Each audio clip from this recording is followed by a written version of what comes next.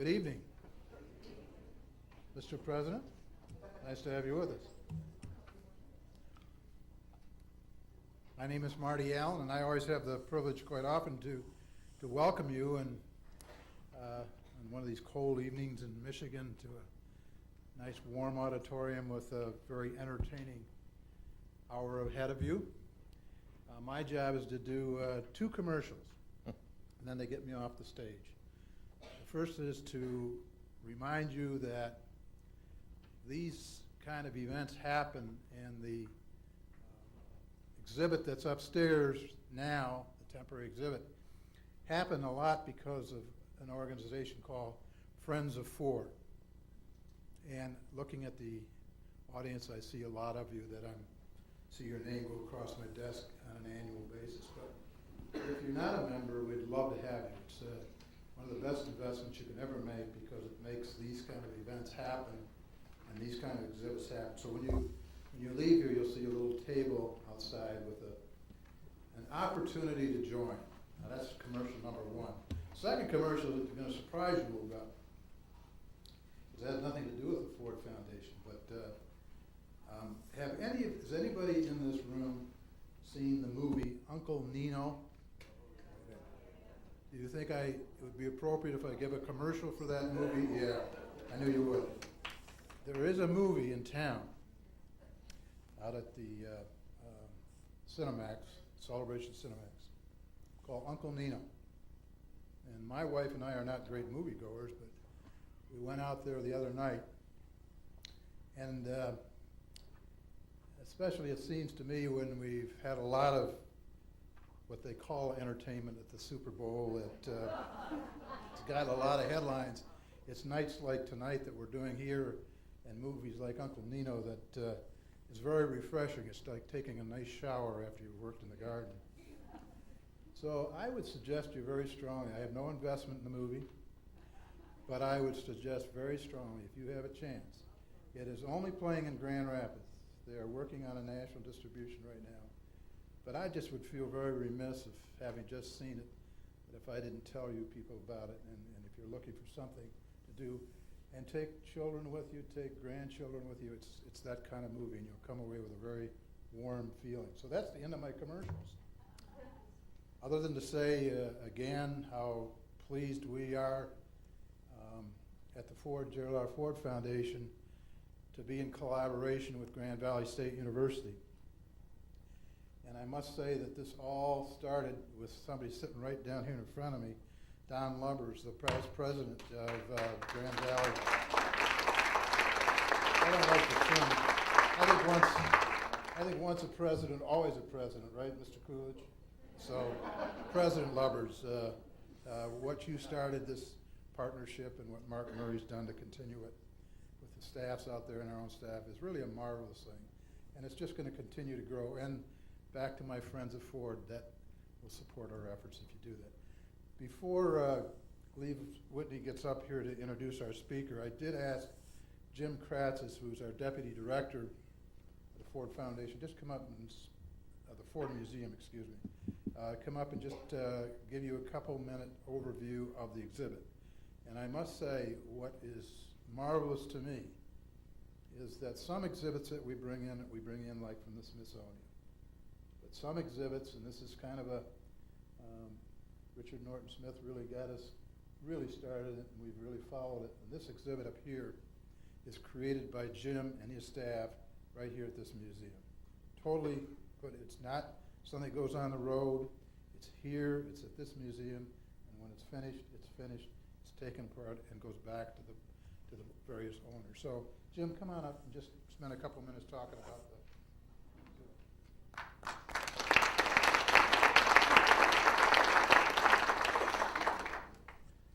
Thank you, Marty.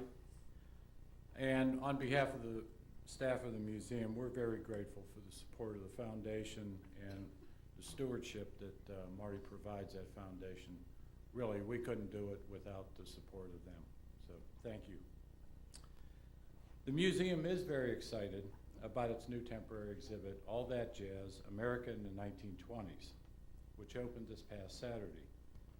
The 1920s was a decade that jettisoned America into the forefront of the world stage. It was a time that transformed our landscape. It celebrated American culture and set our nation on a path of technological advances. It made heroes out of ordinary people like Charles Lindbergh and Gertrude Ederle.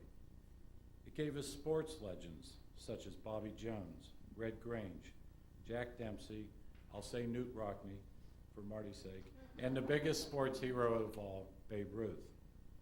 It was the golden age of Hollywood, establishing screen icons like Clara Bow, Gary Cooper, Gloria Swanson, and Charlie Chaplin. And it was a time when American literature flourished, with the likes of Sinclair Lewis, H.L. Mencken, F. Scott Fitzgerald, and Ernest Hemingway. The Roaring Twenties not only produced heroes, it produced villains, such as Al Capone and Albert Fall. From coast to coast, museums, archives, and collectors were tapped by the museum staff, amassing over 200 original historical materials in Grand Rapids for this one-time-only exhibit. We hope you join us after tonight's performance to see what made the 20s roar. And tied to this exhibition are numerous public and educational programs like this evening's performance. Next weekend, beginning on Friday the 13th, don't let that scare you, we have our annual White House and President's Day weekend with live music from the 20s. President and Mrs. Hoover will be here, as well as Amelia Earhart. Yes, they found her. And on February 26th, we have noted historian George Nash speaking on the great humanitarian Herbert Hoover. And for 5 weeks in March, silent screen classics will be shown here, including The Sheik, the original Ben-Hur, Wings, the first film awarded the Oscar for Best Picture, and many others. Please pick up one of these bookmarks here or one of these flyers at the front desk. It gives you a complete rundown of everything that will be happening here in the next 2 months. Now it is my privilege to introduce a great friend and partner of the museum, the Executive Director of the Hohenstein Center for Presidential Studies at Grand Valley State University, Cleves Whitney.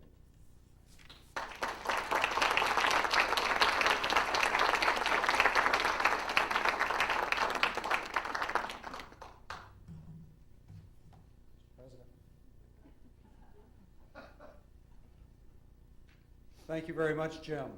Well, the Hohenstein Center for Presidential Studies and Grand Valley State University are proud to underwrite this evening's event, and we are truly fortunate in this community. The Hohenstein Center is an outstanding partnership with Marty Allen and our friends at the Gerald R. Ford Foundation, and with Jim Kratzis and our friends at the Ford Library and Museum. Working together, we've been able to bring world-class speakers to West Michigan and to raise understanding of the American presidency. Well, with us this evening to raise understanding of our 30th president, Calvin Coolidge, is Jim Cooke. Like Silent Cal, Jim originally hails from Vermont and currently resides in Quincy, Massachusetts. Jim is a professional actor whose love of history has enabled him to present one-man shows that for many years have entertained as much as they have informed. Currently, he performs 3 fascinating Americans, Calvin Coolidge, Daniel Webster, Edward Everett, and he's currently working up a new performance on John Quincy Adams.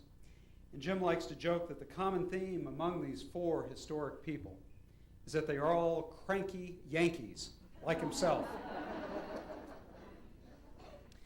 In a more serious vein, he says that his goal with audiences is to give actuality to the past, to make history come alive. By his own reckoning, Jim has performed Coolidge some 600 times, and he still grows. At dinner last night, he was telling us how much he continues to grow, even though he's performed that 600 times. Never quite tapped the bottom. By now, he has probably beat the record of the Broadway play Cats, and deservedly so, for he really does transport audiences back to the Roaring Twenties and into the atmosphere, what it's like to be in the presence of our 30th president. Jim is the best rebuttal, I think, to the jab of H.L. Mencken that, quote, getting excited over Calvin Coolidge is like whooping about parallel latitude. The accolades Jim has received are impressive. The Wall Street Journal goes so far as to say, quote, Jim Cooke does Calvin Coolidge better than Coolidge himself. And I should not neglect to mention that Jim has been a consultant for the game show Jeopardy whenever Calvin Coolidge questions come up. And finally, he told me on the car ride coming over here, Julie Harris gave him a kiss after one of his performances of Calvin Coolidge. Now, if you think Calvin Coolidge was a taciturn, poker-faced individual, you're probably right. Someone once calculated that the average length of a Coolidge sentence was 18 words, compared to 27 words for Lincoln and 52 words for Washington. When his death was announced, humorist Dorothy Parker asked, "How could they tell?" Incidentally, the title of this evening's performance, Calvin Coolidge, More Than Two Words, is from a famous incident that occurred in the White House. When a woman at dinner told the president that she had bet her friends she could get him to say more than 2 words, Coolidge replied, "You lose." A lot of people have the vague impression that Coolidge was a less than vigorous executive, and they are probably right. When he was president, Coolidge himself defined a good day as a day in which nothing happened. And maybe that's not all that bad. Coolidge's reputation has gone up considerably in recent years. For one thing, he had immense personal integrity. And the period he was in office from 1923 to 1929 was largely a peaceful, prosperous time in American history. Here's one measure. Remember the misery index, used by Jimmy Carter to criticize President Ford. The misery index is the sum of the inflation rate and the employment rate, while Coolidge enjoyed the lowest misery index of any president in the 20th century by far. Also, Coolidge was the last president of the United States to have a balanced budget every year he was in office. As historian Bert Folsom points out, Coolidge enjoyed spectacular surpluses that worked out to $20 a second for every second of his administration. And that's in 1920 dollars. By many measures, then, the Coolidge presidency was a success. But don't take my word for it. Let's hear it from the man himself. Ladies and gentlemen, the President of the United States.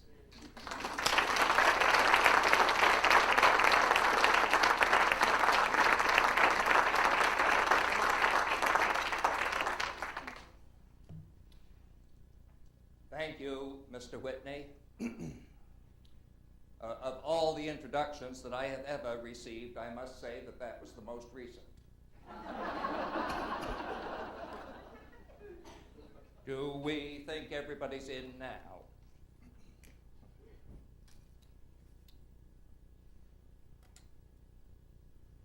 Will I make a speech? You're from Boston, yes, and you'll never get over it. Will I make a speech? I have a great many questions here tonight, but a great many of them I discover are duplicates and triplicates and other kits. I am reminded that I once did a good deal of wondering whether I would be able to be helpful to you members of the press in these conferences that we have, and especially as whether I wouldn't find it more or less of a bore on my part and not particularly pleasant. Well, I haven't found it that way at all. In fact, I have come to rather look forward to having you come in here twice a week and to answer to the best of my ability the questions that you have for me. As I say, I have a great many questions here. What did my father think when I became president? Well, he said, I think he'll do fairly well. He did fairly well as vice president, and I think he'll do fairly well as president. He didn't tend to change his opinion much on matters of that kind, much one way or the other. He always said I could get more sap out of a maple tree than any other boy around. He said that was my gift. Do I think it is all right to play baseball on Sunday? Well, my grandmother was a Baptist. She didn't. Did the Boston police strike in 1919 make Calvin Coolidge? No. You know, that is an interesting question. And it places me in mind of an editorial that Mr. Frank Buxton wrote for the Boston Herald, and this editorial went on to win a Pulitzer Prize, so perhaps there was some merit to it. His editorial was titled, "Who Made Calvin Coolidge?" And he mentioned many people that you might say made Calvin Coolidge. He phrased it rather like who killed Cock Robin. He mentioned the state of Vermont, the Republican Party, Amherst College, where I graduated, and he also mentioned my good friend at Amherst College, Dwight Morrow. And I remember, you perhaps are familiar with Dwight Morrow's daughter. She married that fella that flew over to Paris, yes indeed. Well, I remember when Mr. Morrow introduced me to Mrs. Morrow, and he told her I had a brilliant political future. Well, she later said that man has no political future at all. He is not pleasant. He doesn't tell any good stories. He doesn't want to shake everybody by the hand. He has no future. Well, Anne was, I think, 9 or 10 at the time, and she said, well, I liked him. There were all these men in the room, and he is the only one who asked me, how did I hurt my finger? Well, of course, it also mentioned the police strike in 1919, where I defended Commissioner Curtis. And when the Boston police went out on strike, and we called out the state guard, the militia, I received a telegram from Samuel Gompers urging me to discharge Commissioner Curtis and to rehire all the striking policemen. Well, in a telegram to him, I said there is no right to strike against the public safety by anybody, anytime, anywhere. But no, you couldn't say that the Boston police strike made Calvin Coolidge. And it also mentioned Margaret Foley, the ferocious Miss Margaret Foley. She was a leading suffragette in Boston. And when I was in the Massachusetts Senate, I saw that there was a possibility that I might become the president of the Massachusetts Senate, and I was interested in obtaining that position. Well, the fellow who was Senate president was Levi Greenwood, and he had always opposed the vote for the women, which I had always favored. Well, Miss Margaret Foley pursued Mr. Levi Greenwood around the state, and whenever he opened his mouth to speak, she opened hers, and he was unable to get a word in, and he went down to defeat, and that opened the way for me to become president of the Massachusetts Senate. But no, I don't think I'd even say that Miss Margaret Foley made Calvin Coolidge. Mr. Buxton, in that Pulitzer Prize-winning editorial, concluded, who made Calvin Coolidge? Why, Calvin Coolidge, of course. Give many another son of Vermont those same foes and the same friends, and he'll be as far away from the White House as the other occupants of that beautiful state. Well, I am often asked if I am of any relation to the Boston Coolidges. They say no.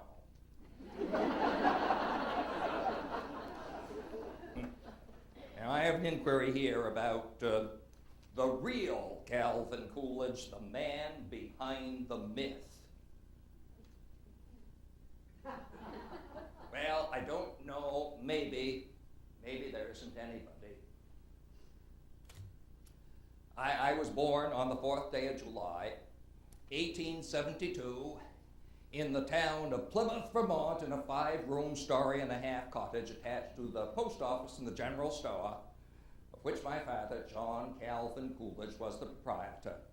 He was successful. He trusted nearly everybody, and sometimes people would return and they would pay him their entire bill, and he had never thought he was going to see them again. My sister Abby was born in the same house in April of 1875, and we stayed there until the place was bought across the road, which had, the house, a number of barns, some very fine apple trees, and a blacksmith shop. Almost at once, the principal barn was sold for $100 to be moved away. My father was a good trader, like his father and his father before him. My grandfather, Calvin Coolidge, was a spare man over 6 feet tall, of a nature that caused people to confide in him, and of a character which made him a constant choice for public office. His mother and her family showed a marked trace of Indian blood. I never saw her, but he took me one time to see her sister, his very aged aunt, whom we found sitting in the chimney corner smoking a clay pipe. Now, this was so uncommon that I always remembered it. I thought tobacco was only for men, though I had seen old ladies outside our neighborhood buy snuff at the store. Well, grandfather, he raised colts and puppies. He taught me to ride standing up behind him on horseback.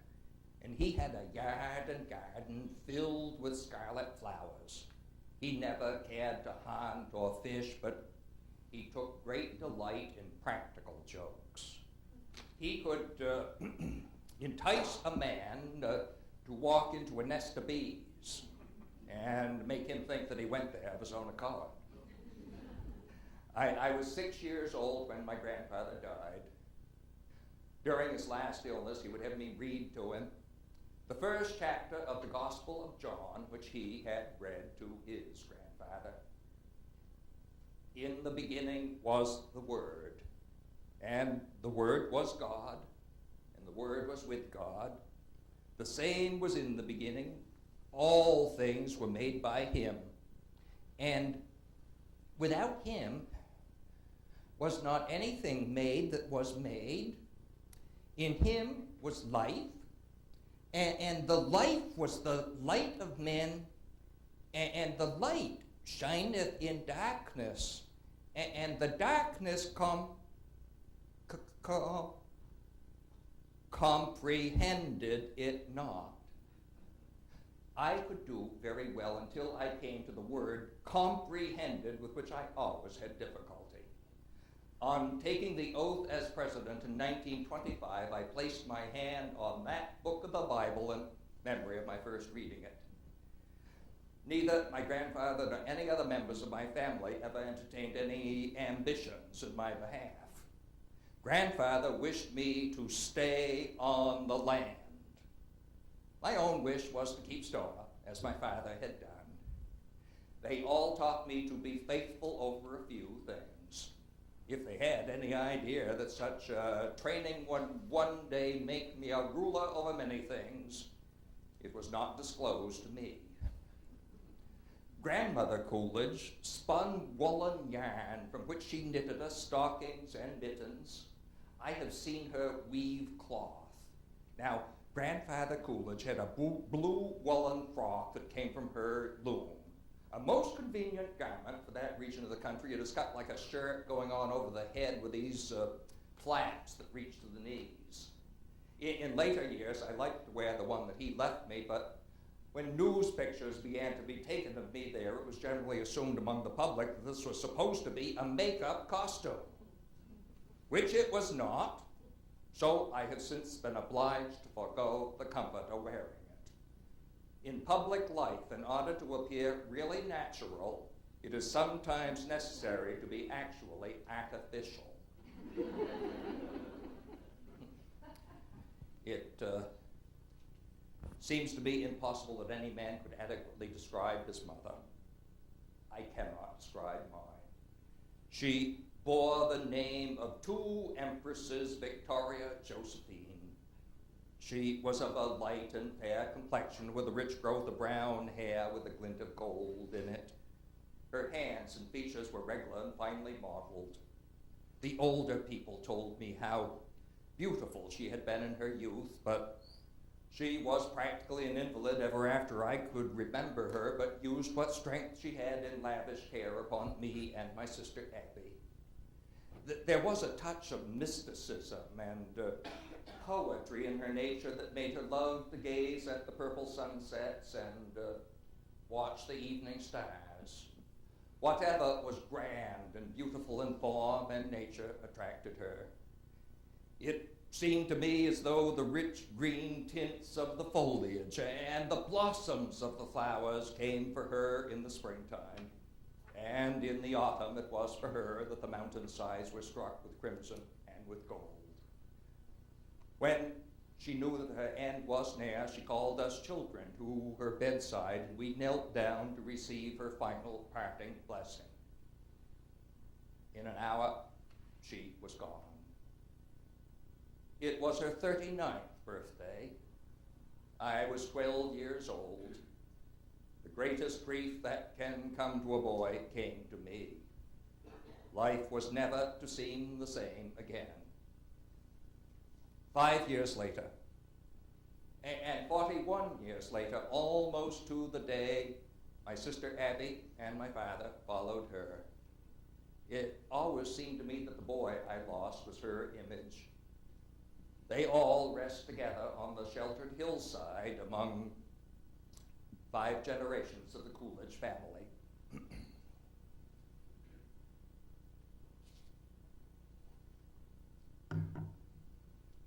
You know, they always intended to name me John Coolidge for my father, but they always called me Calvin, so the John became discarded.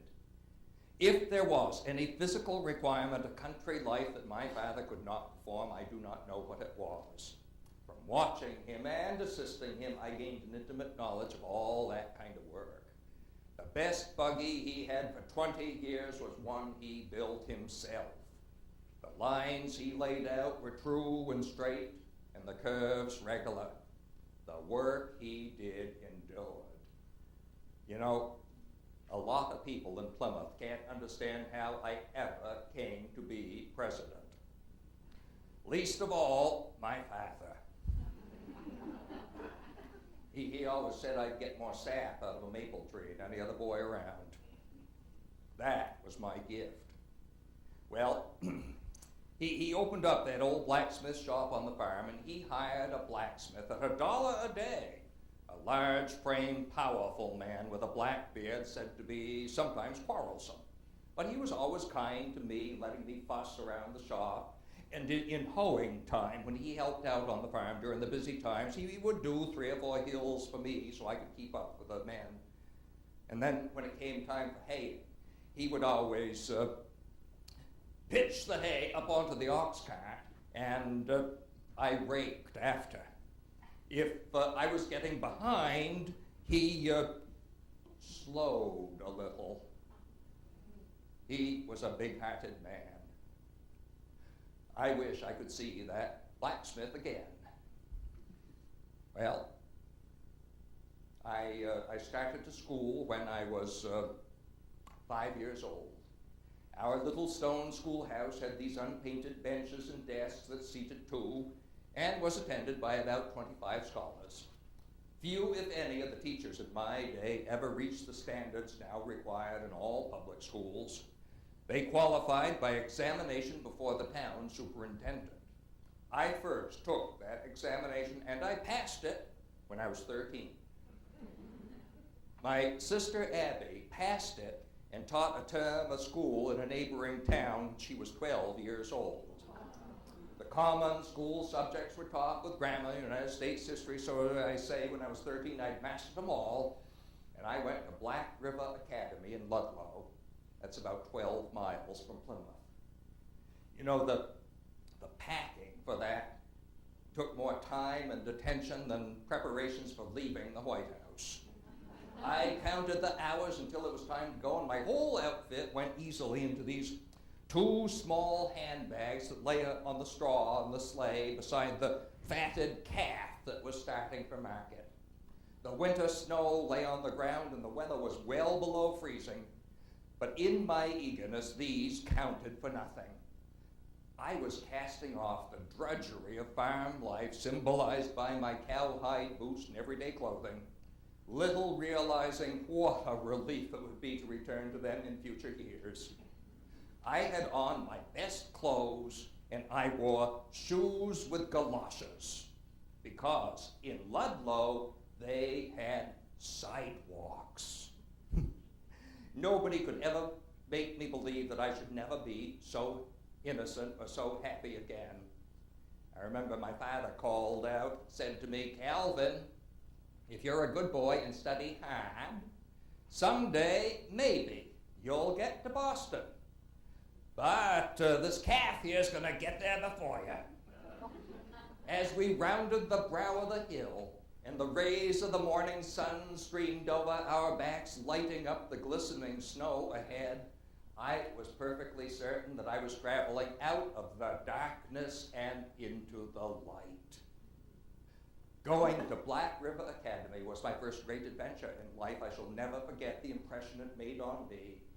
It was the same when I went away to college, when I left home to study the law, when I began a public career in Boston, when I set out for Washington to become vice president, and finally when I was called to the White House. Going to Black River Academy meant a complete break with the past among unknown scenes and unknown people. It was at Black River Academy I had my first introduction to the Constitution of the United States. The study of it, which I then began, has never ceased, and the more I have studied it, the more I have come to admire it. No document devised by the hand of man has ever brought so much happiness and contentment to civilization. The good it has done can never be measured. Well, Abby soon joined me at Black River, and though I was 3 years her senior, soon she was but 2 years behind me. Of course, our school life at Black River was not entirely free from pranks. No. The property of the townspeople was sometimes moved to strange places in the night. One morning, the janitor arrived to start the furnace, and he heard a loud break from one of the upper classrooms. In some way, during the night, a domestic animal, noted for its long ears and discordant voice, was found stable on the second floor. Now, as far as I deem it prudent to mention any connection that I may have had with any of these escapades is to record that I never was convicted of any of them. Consequently, I must be presumed innocent. In my senior year, my sister Abby died. Appendicitis was not well understood in 1890. I stayed beside her until she passed to join our mother. The memory of her presence and her dignified devotion to the right will always abide with me. That spring came my graduation, and with such a small class, there were but 4 boys and 3 girls, we were all able to take part in the commencement ceremonies with essays and orations, and I endeavored in a brief address to deal with the subject of oratory in history. Mr. Sherman said it was the best one that he had seen, but I suppose he was flattering me. Well, that autumn, of course, I went home that summer and put in my last summer of work on the farm, and Mr. Sherman, my principal at Black River, urged me to see if I could not attend Amherst College in western Massachusetts. So in September, I took the train down to Amherst, and I became ill on the train and was very sick when I got there, and I was unable to complete the examination. My father had to come down and get me and brought me back home, and I was sick quite a time. But I pulled myself together, regained my health, and the following spring, I entered St. Johnsbury Academy. And after 1 term there, I was pronounced qualified to enter Amherst College without any further examination. In that summer of 1891 in Vermont, we had some wonderful celebrations. It was our state centennial, and I attended the dedication of the Bennington Battle Monument, and President Benjamin Harrison came to Vermont, and he delivered an address. And as I looked at him, I thought of how he bore all the power and the responsibility of being President of the United States, and I wondered what that could be like, but little thought that I would ever know. Well, I went on down to Amherst College, and I did not get acquainted very fast. I was quite homesick, and it took considerable encouragement from my father for me to continue. But by my junior year, my grades began to improve, and my confidence asserted itself, and I graduated cum laude. And according to ancient practice at Amherst College, 3 members of the graduating class are chosen by popular vote to speak at the commencement. To me was assigned the Grove Oration, which according to immemorial practice deals with the class record in a witty or a humorous way. Gentlemen of the class of '95, it may not be such a misfortune to be out of college. It is not proof positive that a diploma is a wolf just because it comes to you in sheep's clothing. But wherever we go, whoever we are, degreed or disagreed, we are going to be Amherst men. Well, I went home after that, put in my last work, summer's work on the farm, and it was decided that I would enter the law. And at first I thought I'd go to a college for that purpose, but we learned that there was an opening in the office of Hammond and Field in Northampton, and I applied there, and I was accepted. My first Christmas in Northampton was made merry by getting notice from the Sons of the American Revolution that I had won the first prize in an essay contest that had been open to all the students of all the colleges across the country. We wrote on the principles fought for in the American Revolution. I was at my desk in the law office, and Judge Field came in. He had a copy of the Hampshire Gazette, and he said, "Coolidge, is this item about you true?" And I said, "Well, yes, sir, it is." And he said, "Well, where is that medal?" And I said, "It's right here." And I opened up the drawer on my desk, and I showed it to him. He said, "Well, have you told your father about it yet?" I said, "No. Do you think I ought to?" You see, my father had questioned some whether I was making anything out of my education or not. And besides, I had a little vanity in wishing him to learn of it first from the press, which he did. Well, I worked hard at the law office, and after 1 year there, I took the examination that would allow me to practice in the courts of Massachusetts, and only after I was in possession of my certificate did I notify my father, and this was right before my birthday in 1897. He had expected my studies would go on for another year, and I had wanted to surprise him if I succeeded and not disappoint him if I failed. Well, I did not fail. I was just 25 years old and very happy. I worked hard. For 3 years, I didn't take the time to visit my old home in Vermont, but when I did go, I was city solicitor. I had been able to make some small savings, and I suppose I began to want a home of my own. After she had finished her course at the University of Vermont, Miss Grace Goodhue came to Northampton to take the training to enable her to teach the deaf at the Clark School for the Deaf. Well, I soon met her, and I often took her to places of entertainment. From our being together, we naturally seemed to come to care for one another.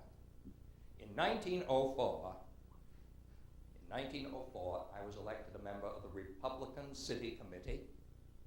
In 1904, I had my first ride in an automobile. I thought it was a marvelous thing to ride in a horseless carriage, but I knew they never would amount to anything. I have never been gifted with intuition.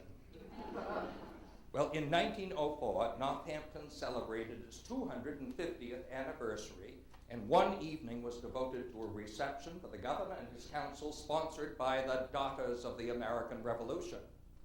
Miss Grace Goodhue accompanied me to the City Hall, and after we had strolled around for a time, we sat down in 2 very comfortable chairs. After a time, a lady came up to me and she said, "Those chairs are reserved for Governor and Mrs. Bates, and you will have to relinquish them." which we did. Miss Goodhue came on up to Plymouth to meet my family, and my Aunt Meade took one look at it and said, "Calvin, that looks like a likely gal. Why don't you marry her?" "Well, Grandma, maybe I will." "Maybe I will, Grandma." "Maybe I will." Miss Goodhue took the rest of her vacation at her home in Burlington, Vermont. Now, I was not expected there, but one day I paid a visit. Mr. Goodhue inquired, did I have some business in Burlington? No. "I've come up to marry Grace." He inquired, had I spoken to her yet? No. "I can wait a few days if it's any convenience to you." I have seen so much fiction written on this matter that I may be pardoned for stating the plain facts. We thought we were made for each other. For almost a quarter of a century, she has borne with my infirmities, and I have rejoiced in her graces. Oh yes, years later, when I had received sufficient of the electoral return to show that I had been elected governor of Massachusetts, I turned to Mrs. Coolidge and I said, "Well, Mother, the daughters of the American Revolution cannot put us out of the governor's chair now." She has kept me running for office ever since. Her mother, Mrs. Goodhue, did not look with favor on our union, and she placed many obstacles in my path. She said her daughter had been so busy acquiring her education that she lacked all training in the domestic arts. And if we would defer our marriage for 1 year, she would endeavor to teach her daughter how to bake bread. I told Mrs. Goodhue that we could buy bread. It rained on our wedding day, but I didn't care just so long as I got the girl. We went off and we took our honeymoon on up in Montreal, and then we came back down to Northampton, and the days passed quietly with us. And it soon became apparent that there were grounds for Mrs. Goodhue's concern about her daughter's skill in the domestic arts. I think it may have been on perhaps more than one occasion that I inquired, do you think that the road commissioner would be interested in my wife's recipe for pie crust? But as I say, the days passed quietly with us until we moved into that house on Massasoit Street that was to be our home for so long. Number 21 Massasoit Street. It was one half of a duplex. It was a duplex apartment, half of a two-family house. I attended to the furnishing of it myself, and when it was ready, we walked over to it, and in the evening of September 7th, 1906, our first boy came to us. We named him John in honor of my father. The fragrance of the clematis that covered the bay window of the room where the mother lay with her baby filled the room like a benediction. It all seemed very wonderful to us.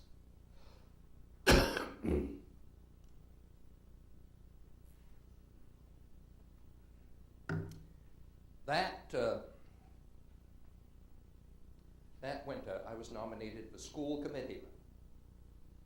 It was the only election I ever lost. My Republican neighbor said he had voted for my Democratic opponent because he felt that school committeemen should have children in the schools. He might have given me a little time. I remember the fellow that beat me was named Kennedy. John Kennedy. Of course, I knew John Kennedy. John Kennedy was a friend of mine. This is John J. Kennedy, a real estate agent in Northampton and duly elected member of the school committee. Well, since I was not serving on the school committee, I took the opportunity to run for the House of Representatives. And in an election in which I secured a large number of Democratic votes, I was elected by a very narrow margin. I set out for Boston, and I had with me a letter of introduction to the Speaker of the House, and it read, "Let this serve to introduce to you Calvin Coolidge, the new member-elect from my district. Like the singed cat, he is better than he looks.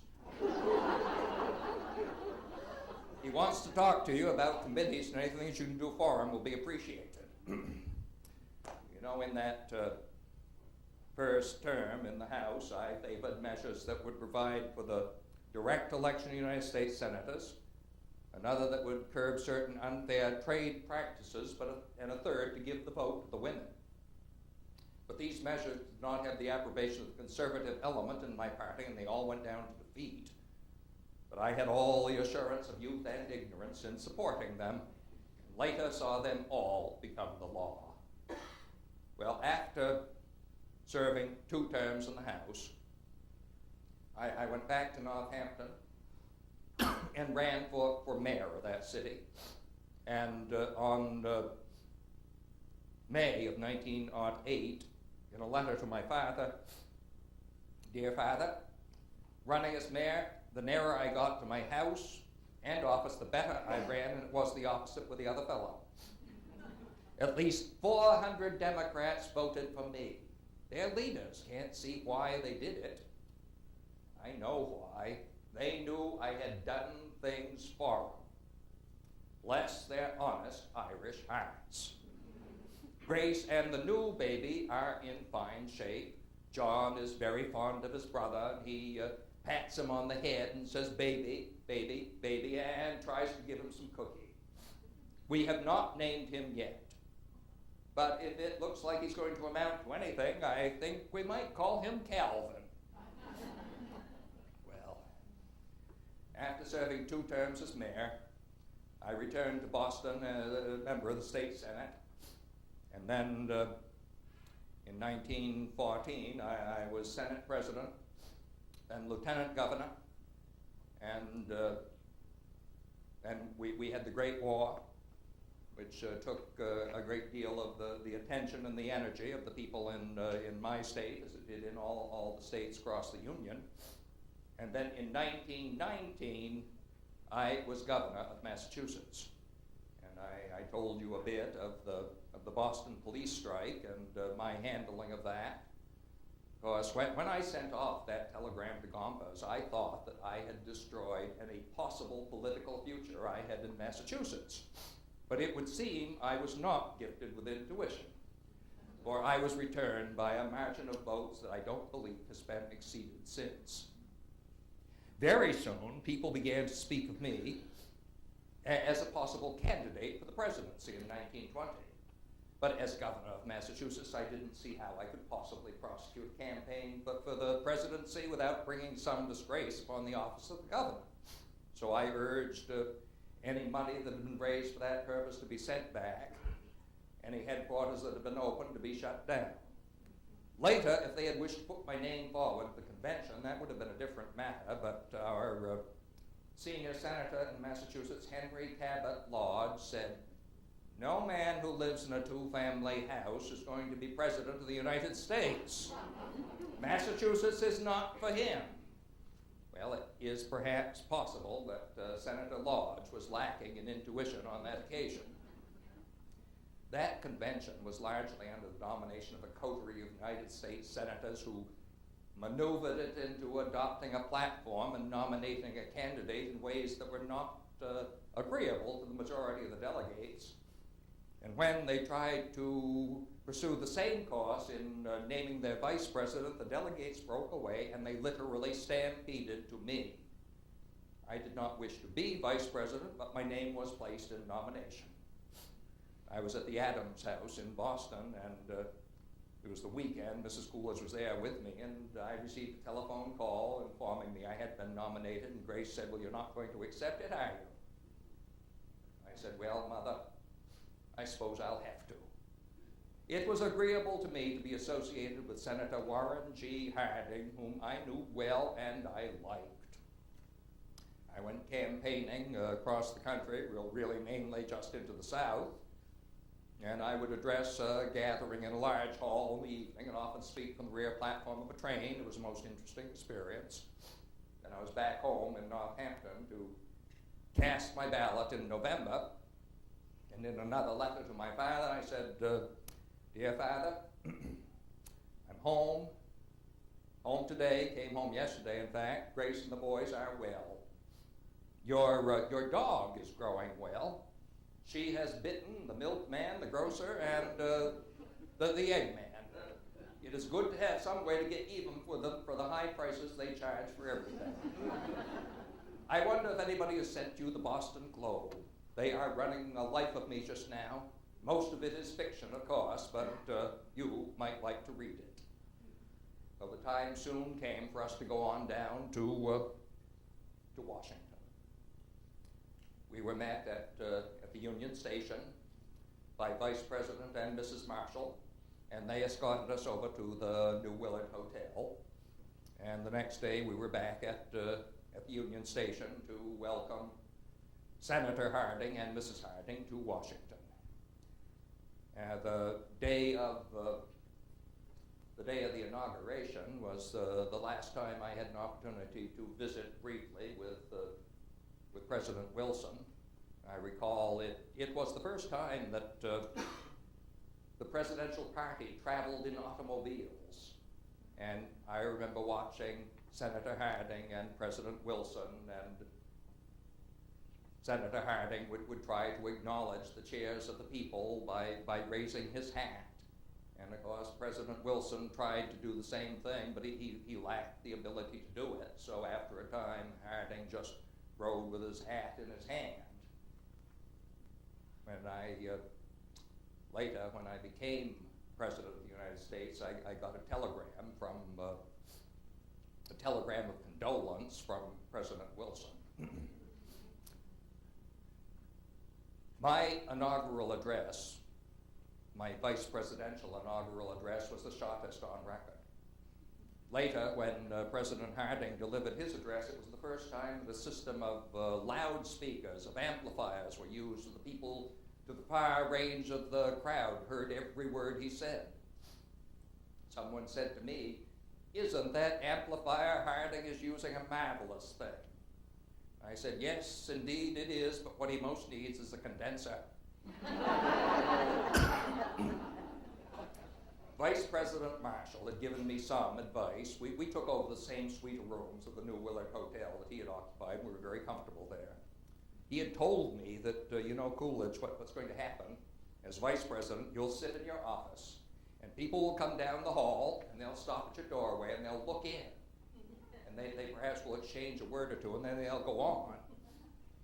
He said not once in a while, I would look up from my desk and I would say, "Well, if you're not going to come in, would you at least throw me a peanut?" Well, as I say, we were at the New Willard Hotel, and that was a very comfortable place to stay in Washington. One time, there was a bit of a fire, and we all were sent down to the sidewalk. Excuse me. I would have excused myself earlier, but I knew I was going to do more of that. Well, we were sent down to the sidewalk because there was a fire. And it became apparent there was no danger, and I wanted to go back up to our rooms, and I started on my way, and one of the firemen called out. He said, "Wait a minute, where are you going?" I said, "I am going upstairs." He said, "Well, who are you?" I said, "I am the Vice President." He said, "Oh, all right." I started on my way again, and then he called out yet again, "Wait a minute, you come right back down here. Vice President of what?" I said, "I am the Vice President of the United States." He said, "You come right down here. I thought you were Vice President of the hotel." Very much is written and said about the amount of dining out that the Vice President does, but like everything else that is sent out to Washington for public consumption, the reports are exaggerated. Besides, you've got to eat somewhere. In August of 1923, we left President and Mrs. Harding in Washington. I do not know what had impaired his health. Later, it was revealed that some of his friends had betrayed him, and this was a great grief to him and his his knowledge that this grief was very heavy for him to bear. Perhaps it was even more than he could bear. I never saw him again, for in June he started on a journey for Alaska and eternity. I was at the home of my father in Plymouth, Vermont on the night of August 2nd, 1923. I was awakened by my father coming up the stairs calling my name. His voice trembled, and I knew that something of the gravest nature had occurred. He placed in my hand an official report. He had been the first to address me as President of the United States, for President Harding had died. The oath of office was taken in what we always called the sitting room by the light of the kerosene lamp. The Bible that had belonged to my mother lay on the table at hand. I know of no other case in history where succession comes by election, where the qualifying oath of office has been administered by a father to his son. Father then was, as always, a notary, and it seemed a simple and a natural thing to do at the time. I can now understand something of the dramatic force of the event. When we learned that President Harding had died, Mrs. Coolidge and I got down on our knees, and I asked God to bless the American people and give me the power to serve them. The reporters asked me what was my first thought when I became president. Well, I thought I could swing it. They asked my father, they asked him what made him think, as a notary, that he could administer the presidential oath of office. He said there was nothing that made him think he couldn't. That morning, when we set out for Washington, I made a short visit to the grave of my mother. It had always been a comfort to me to be near her final resting place when I was a boy, sometimes even in the dead of night. Some way that morning she seemed very near to me. After the death of President Harding, the opposing party thought it would be a good idea to encourage my party to nominate me, thinking they could easily accomplish my defeat. Well, I do not know if they were wrong in their judgment or if they overdid the operation, because they found that after a time they could not discourage what they had encouraged initially, and I was nominated for my party's candidate by a vote that was nearly unanimous, except Wisconsin.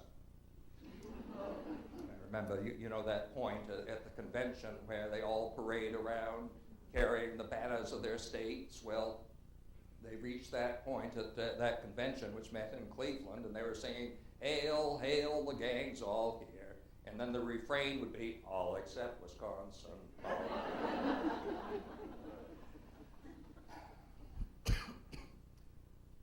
Well, in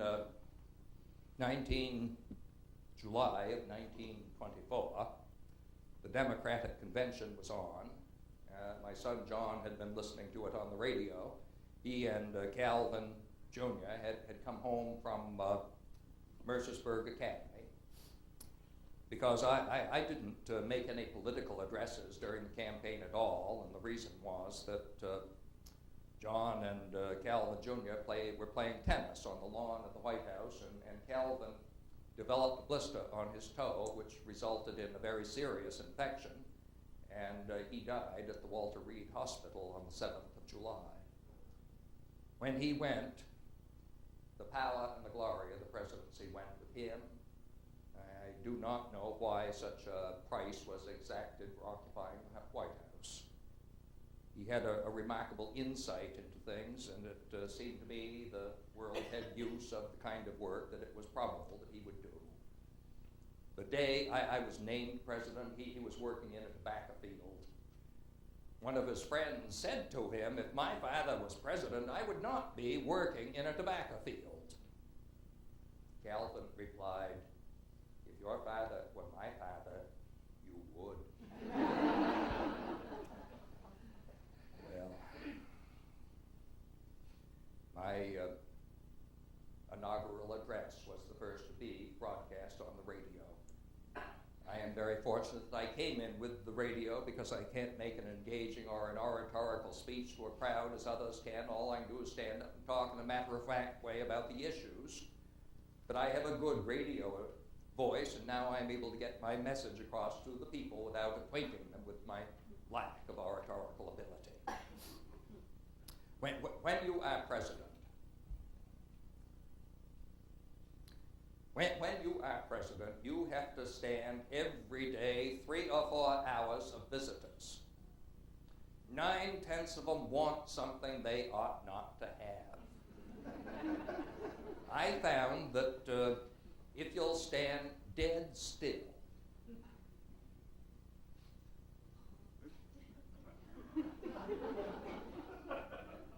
after a while they'll start to wind down. But if you even cough or smile, they'll start up all over again.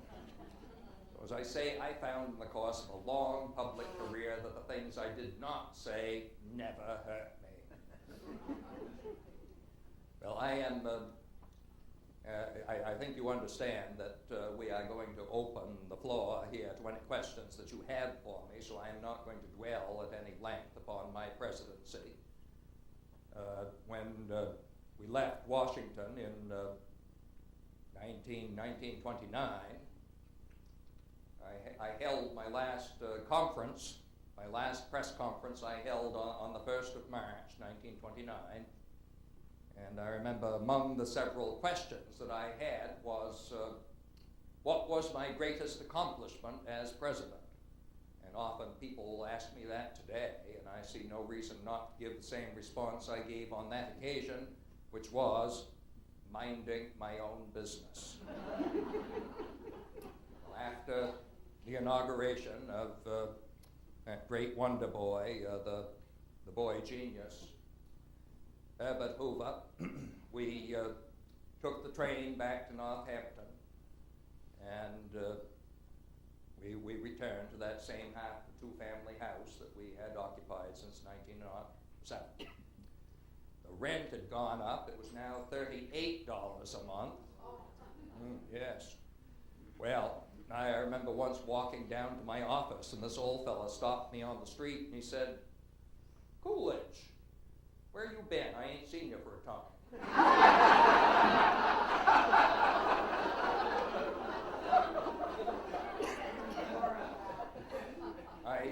I told him, well, I've been out of town.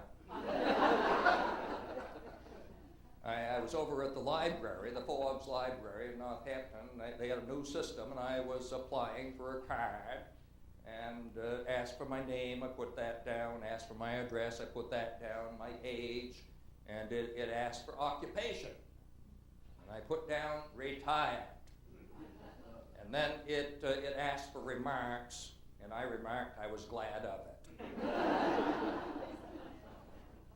We did some traveling in 1930. We went down to spend some time in Florida and made our way over to Louisiana. And the governor of Louisiana invited us to dinner at the Roosevelt Hotel's formal dinner. Mrs. Coolidge and I got there at the appointed time. The governor was nowhere to be seen. And he came in perhaps half an hour late, and he was dressed in a very extravagant manner. I won't even begin to attempt to describe it. And he sat next to Mrs. Coolidge, and he questioned her closely on the condition of the White House. And she told him it needed work. And then he urged the photographers to get a picture of a former and a future president together. Well, we left Governor Huey Long in Louisiana, and we made our way on through Texas out to California, to Hollywood, where we had lunch on the set with Douglas Fairbanks, Mary Pickford, and Charlie Chaplin. And we had been asked to stop and visit William Randolph Hearst at his ranch, and we did. And he has a very, very fine ranch there. I recall a young lady who was present at all the meals, Miss Marion Davies, and she persuaded me that Tokay was a temperance beverage. And I had several glasses of it and decided I had to remember it. Mrs. Coolidge got stuck in one of Mr. Hearst's elevators, and she was not missed for considerable time. But fortunately, she had her knitting along with us, so she didn't waste any time. Then after that, we made our way into Arizona, and President Hoover had asked me if I would stop in Arizona and dedicate a dam on the Gila River, and I did. And Will Rogers was covering it for his syndicated column, and of course I had met him a number of times. In fact, the first time I met him, he had made a bet that he could make me laugh. Now, had I known there was any wager on it, I would have put up some opposition, but I didn't. But when we were introduced, he took my hand and he said, "I beg your pardon, I didn't catch the name." You may know that he imitated me on his radio program one night, and he said many comical and ridiculous things. He went on about how the country on the whole is prosperous. Now, I don't want you to think that the country is on a whole, but on the whole, the country is prosperous. And there were many people who thought that it was me saying those ridiculous things. And, of course, the newspapermen made out that there was a great feud between us, but I was not initially entirely pleased with it, but the fellow has to make his living the best way he can, and that's what he's chosen to do. Later, when he was again a guest at the White House, Mrs. Coolidge was talking to him, and she said that she had heard his broadcast and thought that he did a very good imitation of me. But she said she could do a better one. Well, he listened to her, and he said, "Well, yes, indeed, you can, but look what you had to go through to learn it."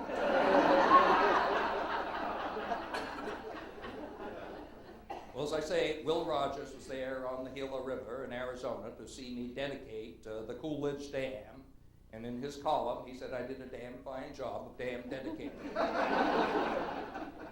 And was so often the case, I was made a member of the local tribe of Indians, and I was given the name Chief Silent Waters, and I smoked a ceremonial pipe with the Indian brothers. And you know, as I travel around today, everybody wants to know on that occasion, did I inhale? Well, it was so long ago, I don't know as I can say, but Will Rogers said I coughed about a carload. Then we went on back to Northampton, and that was about the extent of my travels. My last public address was at Madison Square Garden in New York City in October of 1932. We were trying to get that great engineer another term in the White House. And after my address, which was broadcast on the radio, a lady came up to me and she said, "Oh, Mr. Coolidge, what a marvelous address. I stood up all through it." I told her, so did I. She said if she could only vote for me, it would be the end of our horrible depression. I told her it would be the beginning of mine. I was trying to cheer up President Hoover because it didn't matter what he did. All he got was blame and criticism. And he tried countless measures to halt that spiral of depression, but nothing produced a beneficial result. And I said to him, "Well, you know, Hoover, they can't expect to see calves running in the field the morning after you put the bull to the cow." Hoover said, "No, but you would expect to see contented cows."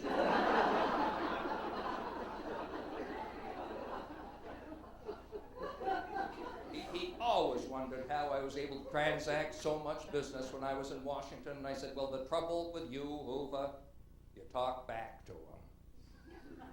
Well, I knew he was going to have trouble. You see, the time had come when it was necessary to spend money, and the Democrats are going to want me to come back and save money for them, but I won't do it. No, I feel I no longer fit in these times. When I was in office, tax reduction, tariff stability, peace, and the economy were the things to which we gave attention, and we succeeded along those lines. I read of the newfangled things that are now so popular, and I realize my time has passed. Fact is, there was times during that address in New York when I didn't think I would be able to continue. So I think it is now time for me to draw my remarks to a conclusion and say good night. Good night.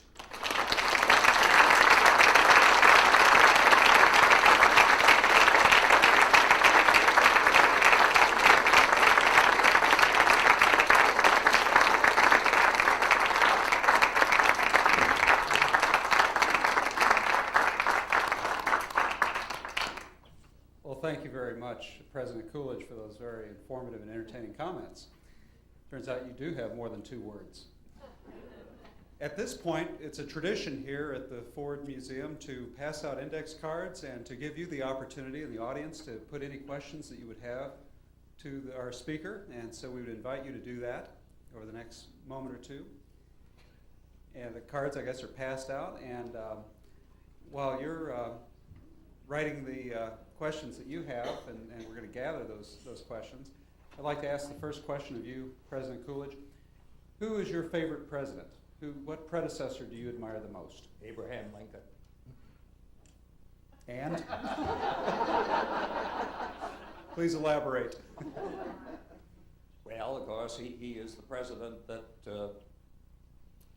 my father remembered, and so many of the men in Plymouth who had fought in the dreadful war remembered Lincoln, and I cannot, it just seems so obvious to me that he is the most admired man who has held the office. So there are numerous occasions. In fact, I suppose I could share with you very briefly what I had to say of Lincoln in my dedication of Mount Rushmore in 1927, when it's the last time the president traveled on horseback to deliver an address. I was advised by my Secret Service man, Colonel Edmund Starling, that none of our vehicles would make it up that steep mountain road on Rushmore, and so he advised me to ride a horse, and I did. There's a motion picture of it that you can see if you have a mind to. Now, I began, well, I'll share with you just the brief opening paragraph, and this, of course, is outdoors on the side of Rushmore Mountain. We have come here to dedicate a cornerstone that was laid by the hand of the Almighty. On this towering wall of Rushmore, in the heart of the Black Hills, is to be inscribed a memorial which will represent some of the outstanding features of 4 of our presidents, laid on by the hand of a great artist in sculpture. The memorial will crown the height of land between the Rocky Mountains and the Atlantic seaboard, where coming generations may view it for all time. I then detail why I think George Washington should be depicted there. And then, after our country had been established, enlarged from sea to sea, and was dedicated to popular government, the next great task was to demonstrate the permanency of our Union and to extend the principles of freedom to all the inhabitants of our land. The master of this supreme accomplishment was Abraham Lincoln. Above all other national figures, he holds the love of his fellow countrymen. The work which Washington and Jefferson began, he extended to its logical conclusions, that the principles for which these 3 men stood might be still firmly established. Destiny raised up Theodore Roosevelt. Was that completes the quartet of gentlemen on the side of the mountain. Well, thank you. We're starting to get some questions now from the audience. One person asks, I understand you used to like writing something in the White House. What was that? Well, I would imagine that the question relates to a mechanical horse that we had in the White House, and I would frequently take a canter or a gallop about on this horse. I heard speak of Richard Norton Smith, and I know he brought that horse out here a few years ago, And I suspect that that horse has traveled more than almost any other horse in the country.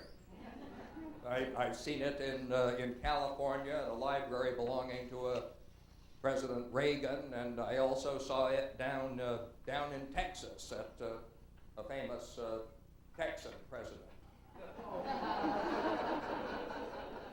You know, I did tell Mr. Whitney that I was going. I had a story I meant to tell him about Texas. And really, it's more than about Texas. It's about a Vermonter who went down to Texas, and while he was there, he attended a political gathering. And in the course of the gathering, the speaker at this political gathering said, "How many Democrats are there here tonight?" And of course, all these Texans were waving their hands and their hat in the air, and the speaker smiled with great approval at the crowd, and he said, "Well, now, how many Republicans have we got here tonight?" And no hands went up, and finally this fellow from Vermont said, "Well, I suppose I'd better admit it." And so he put his hand up, and the speaker said, "You, sir, would you mind standing up?" And the fellow from Vermont stood up, and the speaker said, "Why are you a Republican?" And the fellow said, "Well, you know, I am from Vermont, and most of the people up there are Republican. My father was a Republican, and his father before him. So I suppose that's why I am." And the speaker said, "Why, that is no reason at all. If your father or your grandfather had been a horse thief, would that make you one too?" And the fellow said, "No, I suppose in that case I would have been a Democrat."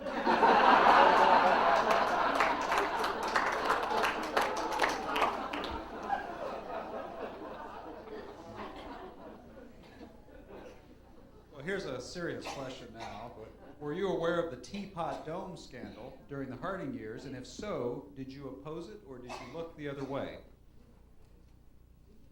The question, which I'll repeat, is relative to Teapot Dome, which is a geological formation in, I guess it's Wyoming, on an oil range.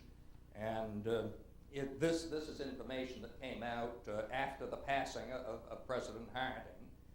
And I sat in on all of President Harding's cabinet meetings, but there were a great number of things that go on in the government that you can be in the cabinet meetings and you're not going to know it.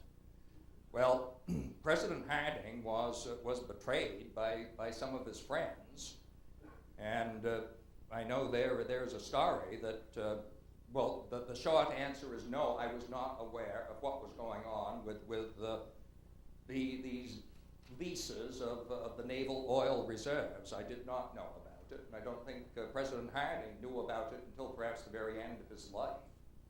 But I remember this is a story President Harding told on more than one occasion, which was his father said, "Warren, we are very lucky that you were not born a girl. You'd be in the family way all the time because you just can't say no." I have always had a great deal of skill at saying no. As president, you had the opportunity to meet many makers of history. Whom did you most admire? I must say that of all the men I ever met, I admired my father most. I know he seemed an extraordinary man, that there was nothing no decision that he formed that was not correct. I know when I was lieutenant governor, I wrote a letter to him which I told him of the power that I seemed to have in political circles in Massachusetts, and I said, "You know, men do what I tell them to do. Why is a mystery to me. No matter what you may read of me, of good or ill, I am just the same as when I was a boy at home, and at my best when I am most like you." I suppose another figure that I would call to a special attention is Charles Edward Garman, who was a teacher of mine at Amherst College. I have been working on getting back to Amherst College, and they won't hear of me. But it just so happens that I am going to be back there for a 50th reunion this year. and I shall be very pleased to see what has become of the old campus. Why did you decide not to run for re-election in 1928? Well, I didn't see any opportunity for advancement.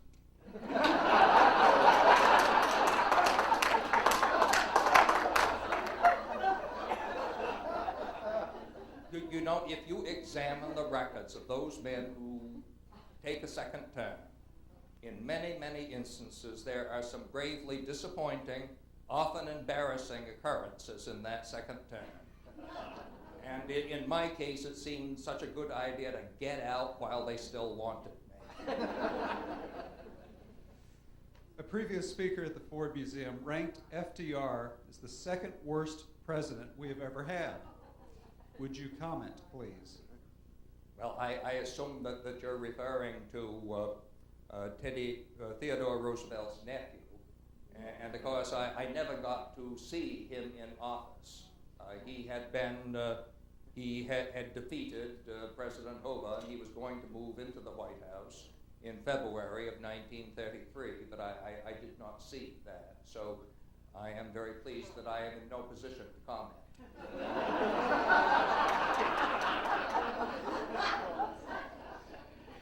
Please tell us about some of your favorite or famous pets in the White House. Well, we had many, many pets in the White House. Probably the most famous is a raccoon that was sent to us by people in, I think in Georgia. They sent a raccoon in a crate, and the idea was that we were going to have raccoon for Thanksgiving dinner. And I don't know if that is a practice that is continued in Georgia. No, it isn't. But anyway, we were encouraged to do that, but she was such a sweet little animal that we made her a pet. First we thought it was a little boy raccoon, but after a time we learned the error of our assumption, and we had named him Roscoe to begin with, but when we discovered our mistake, we called him Rebecca. Her Rebecca, and she was just a delightful, friendly creature. Some members of the staff were a little terrorized because now and again Rebecca would climb up the curtains and would sometimes inflict some damage upon them. We had many dogs and cats. When we first went to Washington, Mrs. Coolidge had a mockingbird, but it is illegal to keep a mockingbird in Washington. And I think it is something to do with the competition with the Senate. So we gave the mockingbird its freedom, and we were often sent many, many animals, little hippopotamus once, a pair of lions, a goose, a great large goose we were sent. I remember, well, John Quincy Adams had a alligator there for a time. I don't know how long that was, but he did. So those are some of the animals. Some of you may have seen a beautiful portrait of Mrs. Coolidge painted by Howard Chandler Christie. She is wearing a red dress, and one of our white collies is right next to her. And Mr. Christie, of course, came by to paint my portrait, and they always throw in the First Lady for nothing, though she is by far the better subject. Well, I told Mr. Christie that I would like to see Mrs. Coolidge in a white dress. And he said, no, I think what we should do, we should have her in a red dress, and we'll have that white collie dog next to her, and there'll be the blue sky behind her, and that will give us red, white, and blue. And I said, well, you know, what we could do, we could put Mrs. Coolidge in a white dress, and we could dye the dog red. But we didn't do that. But that was a beautiful dog. Yes, Mr. President, this will be the final question. We understand that you have quite an interest in John Quincy Adams, and would you please give us a little preview of your ideas about our president?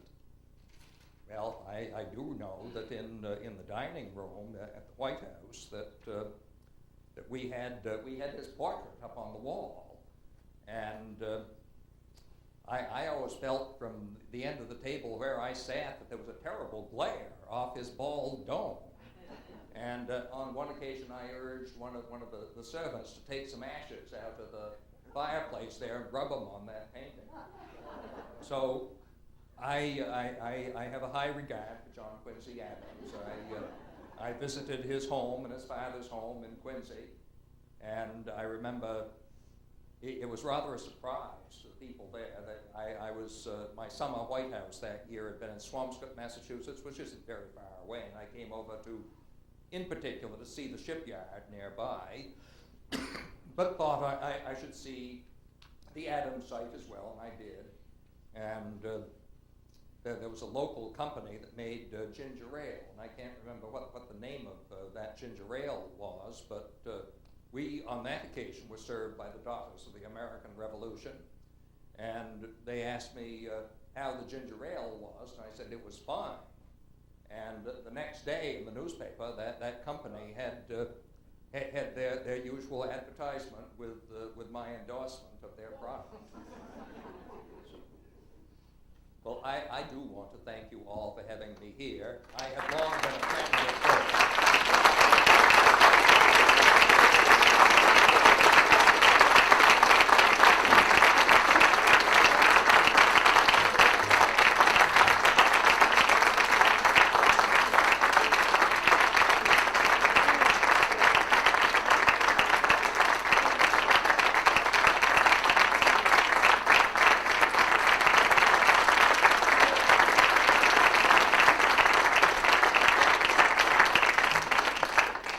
Thanks so much, Jim Cooke. Well, I think we're going to be dismissed now. I'm only asked to remind you that you're welcome to go upstairs and see the 1920s exhibit, which is special and exclusive to the Ford Museum, and we hope you enjoy it very much. Thank you for coming this evening.